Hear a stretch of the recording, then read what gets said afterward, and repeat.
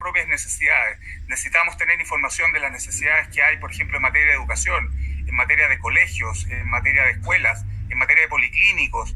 ¿Cómo determinar, por ejemplo, la necesidad de instalar un retén de carabineros si no sabemos cuánta gente vive en una zona remota?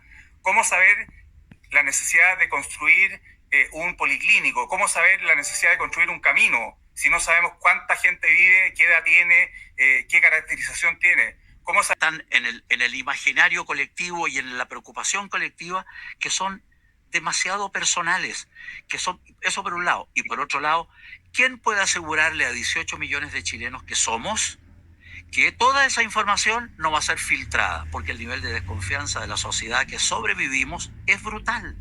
En cuenta para hacer las entrevistas? Estamos, por ejemplo, planteando que las entrevistas se hagan en la puerta, ya no se va a hacer ingresar a los censistas al interior de la vivienda. Nadie va a abrir la puerta, don Ricardo. Nadie va a abrir la puerta. Por eso. Entonces tenemos por ejemplo, perdón, don Ricardo, pregunta como por ejemplo, el nombre completo, el RUT, ¿tiene familiares en las Fuerzas Armadas? ¿Tiene familiares militares? ¿De qué estamos hablando, don Ricardo? Descartemos esa mala información. El censo no pregunta RUT. Entonces, dentro de esas posibilidades, hay gente que ha ido a un instituto técnico, hay otras personas que han ido a la universidad y hay oficiales que han hecho su educación en las Fuerzas Armadas. Y por lo tanto, si nosotros queremos tener un barrido de la educación del país, de la población, tenemos que tener esa posibilidad para que las personas que hayan tenido esa educación, que es muy importante, que hay muchísimas personas que se han beneficiado de esa educación, puedan simplemente reportar que han tenido esa educación.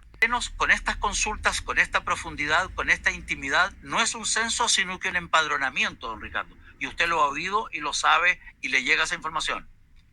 Esa es una información que ha estado circulando y la verdad es que hacer esa sutileza, si es empadronamiento o no es censo, la verdad es que los censos son empadronamientos, porque uno a la larga lo que está haciendo es conocer e identificar todas las características de todas las viviendas del país, y entonces si uno no hace preguntas se llama empadronamiento, si uno además hace ese recorrido y le hace preguntas se llama censo, pero técnicamente la verdad es que no hay una mayor diferencia. Confianza que puede haber en algún segmento. Nosotros lo que queremos explicar es que esto tiene un sentido muy republicano. El país hace censos desde el año 1813. Tiene toda la razón, pero estamos viviendo tiempos impresionantes, increíbles, violentos y con una desconfianza salvaje. Y finalmente, junto con agradecer su intervención en Mundo Real, quiero preguntarle qué ocurre si a la hora de los resultados o a la hora de la cantidad de censos efectuada en 2 meses más, 2 meses y medio más, el 60% o el 65% de los chilenos